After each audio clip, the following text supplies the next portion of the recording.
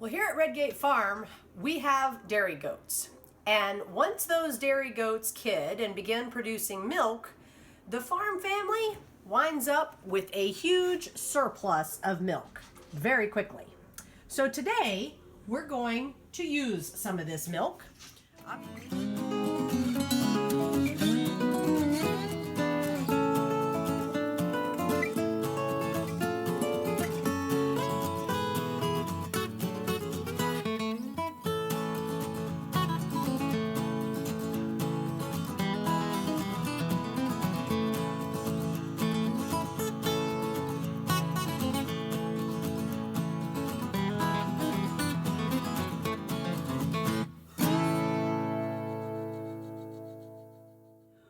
First, we're going to make homemade yogurt.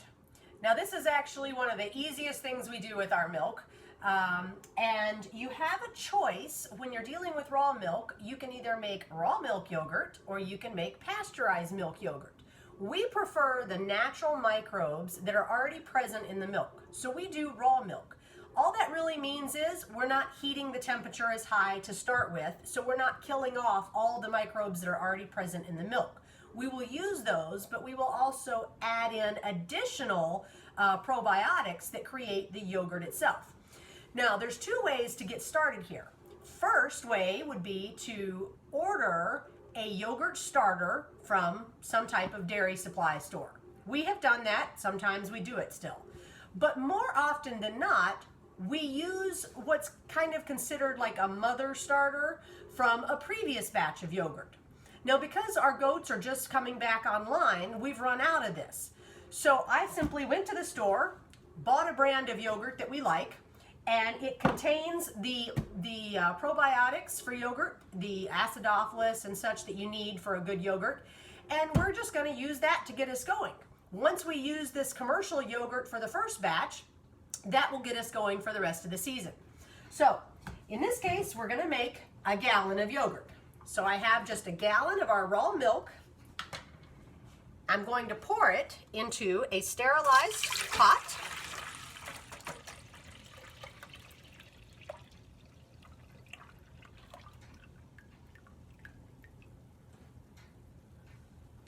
That's a pretty full pot there.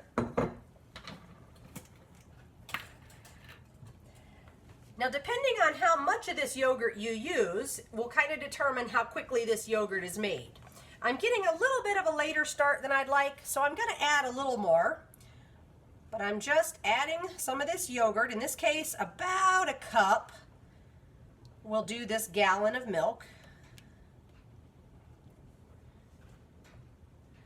You can see it's not a real exact science.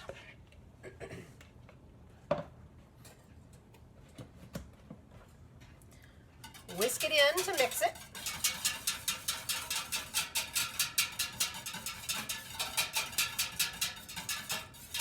And by the way, this milk is straight from the fridge. You can heat it if you want, but we've gotten to where we either use fresh milk from the goat, which is already at about 80 degrees by the time we get it into the house, or we'll just pull it out of the fridge and do it, and all that means is it takes a little longer to heat up once it's in our incubator. Now what I'm going to do is cover this just to help ensure a better top. And I'm going to set this in an incubator. In our case, instead of using a specific yogurt incubator, we use our dehydrator. Our dehydrator is an Excalibur, so it actually has multiple settings, one of which includes the correct temperature for making yogurt. So I'm going to put it in there. It will sit in there for about 12 hours. We'll simply check the thickness, and when it gets to the desired thickness that we like, then we'll do the next step. So if you'll excuse me, I'm going to go stick it in, and we'll start making cheese next. So next on the agenda, now that the yogurt is in the dehydrator for a while, we're going to start a batch of raw milk, also known as Homestead Cheddar cheese. This is a great way to use up milk and provide cheese for the family. So first, again, we start with a sterilized pot. I've already got that all set up. We're going to add 2 gallons of milk. This is nice for using up larger amounts. Again, this is raw milk, fresh from the goats. We do not pasteurize our milk for the cheese, which just makes it that much more important to start with sterilized equipment.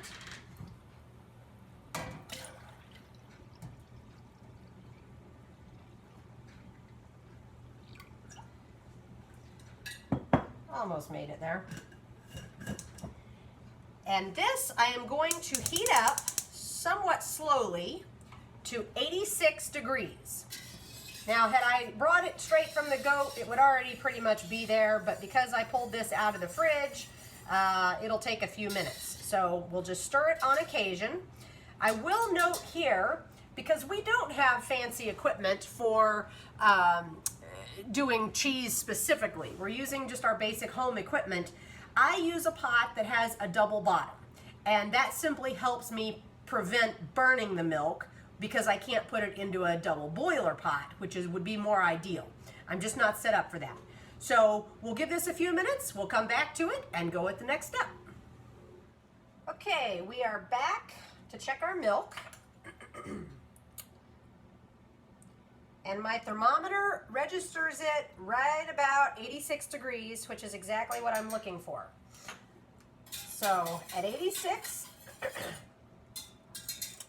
I'm going to turn off my burner, and I'm going to add a packet of what's called mesophilic culture. This is a probiotic and a bacteria and such that is designed for cheese making. That one packet actually does about 2 gallons of milk. We'll mix that in, and it's going to sit at this temperature for 1 hour.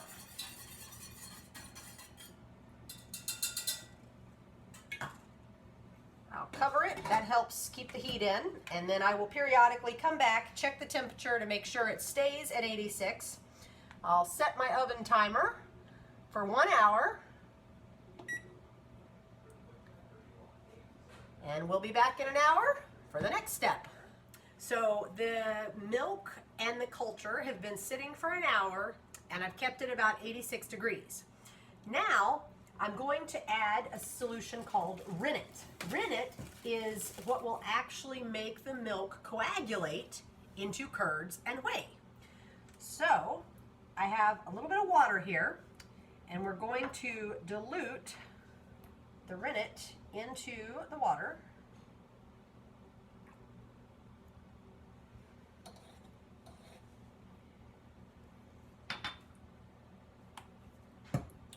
Again, rennet can be picked up from a dairy supply store right along with the culture.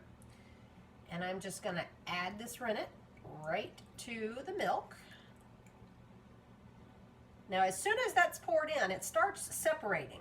So I don't want to really agitate it, but I do want to make sure it's thoroughly mixed. So I'm going to use a whisk to just gently mix this. And that's it. So once again, we're going to cover this, set the timer, and let it sit at 86 degrees for another hour. So we'll see you in an hour. It's been another hour, so we're back for the next step. This is when it starts to get fun. At this stage, we can actually see how everything is turned into curds and whey. So what I'm going to do is actually, we'll see if you can see this here. You see if I press down, you can see it's kind of a clear solution. That is the whey, and the curds are under it. So at this point, what I'm going to do is actually slice the curds, because we want to increase the surface area that is exposed to the whey for a more even heating in the next step.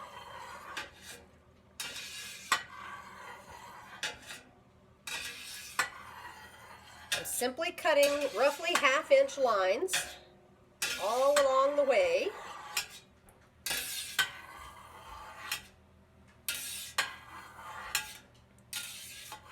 And of all the knives and tools I've practiced with, personally, I've just found a basic meat knife to be the easiest to do this job with. So now I'm going horizontal, or I'm sorry, perpendicular to the previous lines I did. So at this stage, I have roughly 1/2 inch by 1/2 inch by the depth of the pot sticks. I want to turn these sticks into, let's see if I can pull one out here for you. So you see I have kind of sticks of cheese here.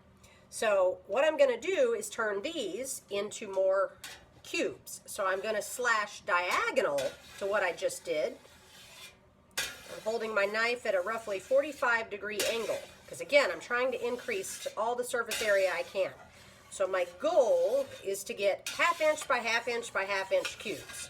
Of course that's an approximate because there's no way to get exactly that.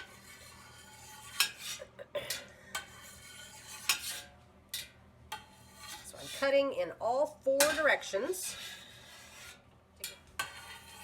Okay.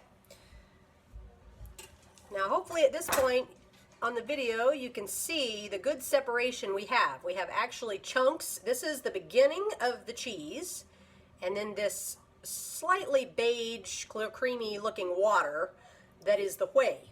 That whey you could drink. Most people don't. It tastes a little bland at this point. Wouldn't hurt you. We typically use it just to add protein out to our chickens or dogs. But at this point, I'm now going to work on heating it very slowly. So I'm going to turn it, so I only want it to increase by about 1 to 2 degrees per minute. I'm not trying to melt the cheese curds, but I'm trying to warm it to 100 degrees so that the curds will begin to contract up. They'll release extra whey and they'll actually get denser.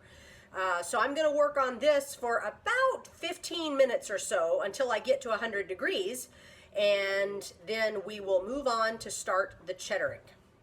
Okay, we're back now, and it's me, not Danielle. She had to run out and hitch the horses and get some work done in the pasture, so instead of interrupting this process, she asked me to take over for this next step. So we heated this up to 100 degrees, and for 30 minutes, we left it there as we're kind of slowly stirring it.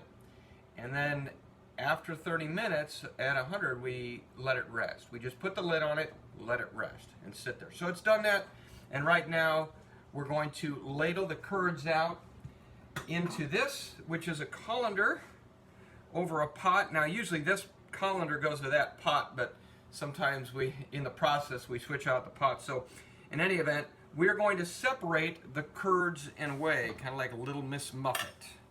So all we do is we take the lid off, and there are some beautiful cheese curds right there.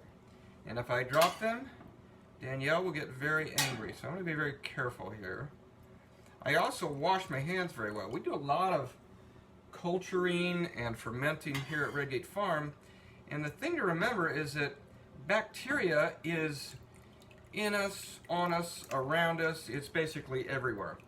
And when you use bacteria to culture and to ferment and things like that, you got to be careful because that bacteria that's all over will get into the cheese or into your brine or basically interrupt your process. So I wash everything before I work with any fermented products. All right, let me try to get the rest of this in here. There. Now this is going to sit here, and it's going to rest, and what's going to happen is all those curds are going to form into one big lump. And then, coming up next, you'll see what we do with that big lump. Okay, we're back. It's been sitting for about 20 minutes, and we're going to take it out now. Should be a lump of curd.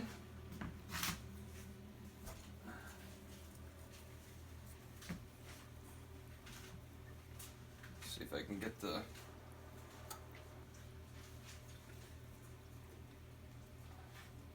Okay. That is a lump of curd. I'm going to empty this way over here. It's going to go right back in there. I'm going to cut in about 1/2 inch by 3 inch slices. So what I'll probably do is just cut that like that. And maybe like that, and like that. Okay, get quite a few slices here. Okay, and then I can just basically cut down like this. Oops. And it's going to go right back into the pot that it came from.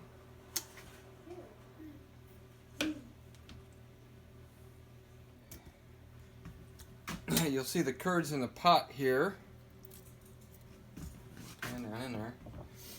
Now this is going to go into, this water is about 105 degrees. And it's just going to sit in there for about 2 hours. So it floats around. And if we weigh it down a little bit, redistribute some of the the curds here to get your ship floating correctly here. There we go. It's just going to kind of float sideways like that. But it basically keeps it under a constant temperature for about 2 hours and lets those curds settle. So more to come later. All right, I'm done driving horses and I'm back in the house. So we are about 4 hours into this process at this point. But we're getting close to being finished with today's part of it. So I've come back. This has been sitting here in the pot of warm water that Sean set it in. And now, if you look closely, you can see there's lots of curds, but there's also some whey down there in the bottom. So I'm going to strain out this whey, and we're going to go on to the next step. I am sprinkling some salt over the curds. This is where it gets a little bit of its flavor from. Just like any good meal, I guess. Salt makes everything a little better. And then we're going to stir the curds up. Just at this point, you pretty much have to use your hands. Now there is a little bit of matting going on, so I'm going to take that knife again and just slice through it. At this point, we're going to start working towards 1/2 inch to 3/4 inch chunks. And I don't know if you can tell on camera, but compared to earlier where the curds were pretty loose when they were originally in that hay, you can see how these have gotten almost rubbery. They're kind of hard to pull apart. That's why we're trying to get all this whey out, keep that surface area exposed, and really break these curds up. At this stage of the game, it also allows the salt to penetrate more of that surface. So you get better and more even flavor.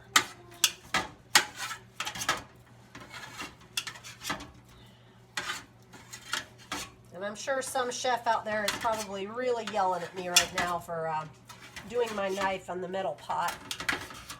But it works for me.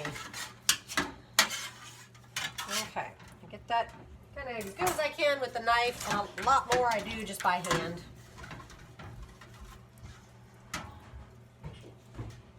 And I'll just go through and kind of manually break up any large sections that are left.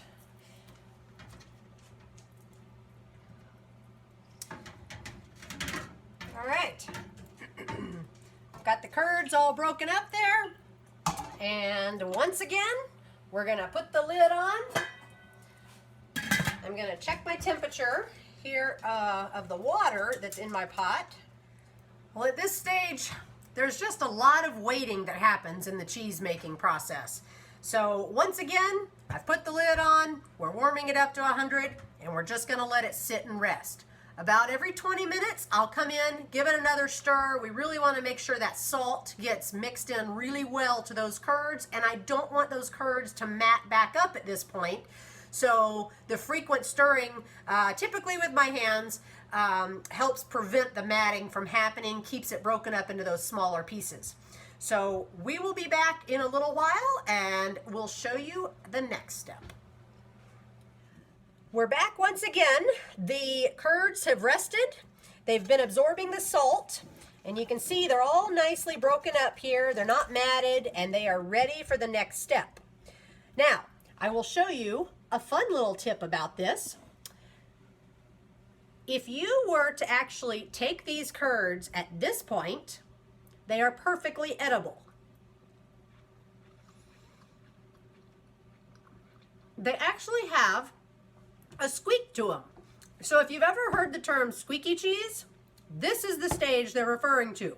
So it's literally cheddar cheese, but you've stopped halfway through the process and you can eat it just like this. It's delicious. My kids love it. Fun little treat or snack. But we're going to go ahead and move on to the next stage. So what I have here, we've got the base of the press set up in a dish just to absorb the whey that's going to be squeezed out. Then I've got a cylinder that is barely going to hold all these curds. Just for the record, about a gallon of milk makes approximately 1 pound of cheese. Of course, that depends a little bit on the amount of butter fat involved, but that's about what we get. So this 2-gallon batch that we started with will do about 2 pounds of cheese. Now this is just a produce bag that I have hand washed in a good hot water soapy solution to sterilize it. And I'm going to put it in and use it as a cheesecloth. I've used all sorts of different fabrics over the years, and this is actually my favorite. It's very simple, it's easy to reuse, easy to wash. And I'm just going to put all these curds right into this cylinder, which is going to give it its shape.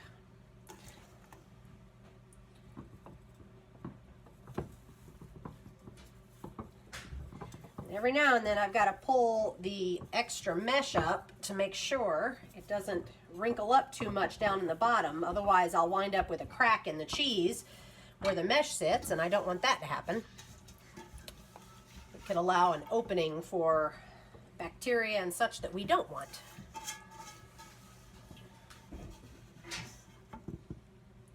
All right, so we are filled to the top here. I'm going to put a top on it. This will help press it down.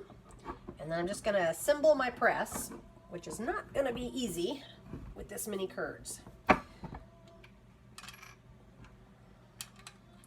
This is a pretty basic press. There are many varieties you can find online. A lot of people make them at home. There's really no specific science to this. The key is just to be able to increase the pressure as time goes on.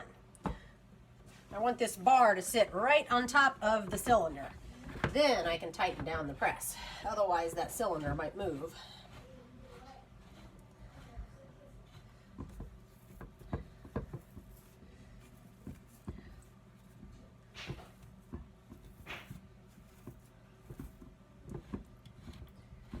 Alright, I'm just making this about hand tight right now. And if you look closely, you can actually see the whey is already starting to spill out a little bit here on the bottom. You can see it in the dish there. And that's going to continue to happen for several hours. So once again, we're at a waiting stage. I am going to let this sit here and press for a while. And then I'll be back in a bit to increase the pressure a little bit more, and we'll go from there. But we're getting close. Well, here we are. You saw me do the cheese into the press. That is actually going to sit there for about 36 hours, except that I'm going to flip it at one point. But I want to go ahead and jump ahead to what will happen in a few days. 3 days ago, I went through this whole process with another batch. And after I finished, I pulled it out of the press and I actually put it up here on my shelf where it has been air drying. If you look closely, you can see this is a block of cheddar cheese.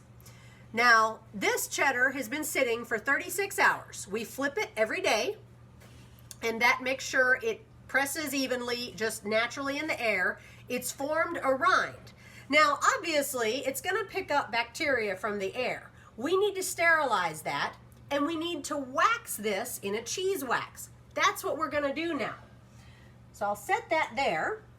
Here, we have a double boiler with cheese wax. Now, if you ever read this stuff on the internet, on occasion you'll see that some people use something called paraffin, but you really want to buy cheese wax specifically because you're able to heat it to a hotter temperature. It's this hot temperature that will keep everything sterile for you. So in this, I have melted it down. I'm going to double check my temperature here. This has got to maintain a temperature of 180 degrees to ensure all bacteria are killed off of the rind of this cheese. This will seal everything out and allow it to age in the basement, where we will store it until the flavor is right where we want it. Now, another thing I do, and this is kind of optional, in the pot of water that's been heating, I also put string. Normally you would use like a baking twine, but I just discovered I ran out and I need it. So I'm just going to use thread that I've sterilized in this pot. I'm going to wrap it around my cheese, and the reason we do this is because it makes it much easier to open the wax later. If you've ever eaten like a Baby Bell type cheese, you have the little red string there that you pull out, and it lets you just kind of cut that wax open. That's really the only purpose of this. So we've got it wrapped in string, and now I'm going to dip it in layers, letting each one cool and completely solidify before I go to the next layer. All right, at this point, you can see I've still got my string sticking out here. Now I'm going to reverse directions because I've got about 4 dips on each side there, maybe a little more, I lost count. But I'm going to dip it the opposite direction just to make sure I seal out anything in the seam. So there's 1 dip. And then after that cools, I'll flip it and seal off the other side. And we will then take it down to storage, where it will sit at as close to 50 degrees as we can get until we're ready to eat it. Ideally, that would be about 3 months, but you could eat it as early as about 4 to 6 weeks. The flavor just gets better as it gets older. So here you have it, waxed cheese, cheddar. I can't wait to eat it. We're back once again. If you remember, this whole video started, the very first thing we did was make yogurt. The yogurt wound up being in the incubator overnight. So we pulled it out this morning and it is perfect. So I'm going to show you how we do that final step. Now, if you look at this pot of yogurt that we started, very similar to the cheese, you wind up with a white curd-like substance, that's the yogurt, and then you'll wind up with a whey. It may be difficult to see, but on my spoon here, there's a clearish whey. This yogurt is nice and thick, and just like any yogurt you'd buy from the store, you could stir this up and eat it just like this. It would just be very liquidy and runny. We prefer Greek yogurt. We like the thick texture that has. So we take one step further. I have here a double pot. It's got a strainer on the inside, and then just the pot to collect the whey, and a flour cloth that we put on top. Of course, this is all clean. And what we're going to do, I'm going to have Sean help me here. We simply pour the yogurt into the flour cloth. It's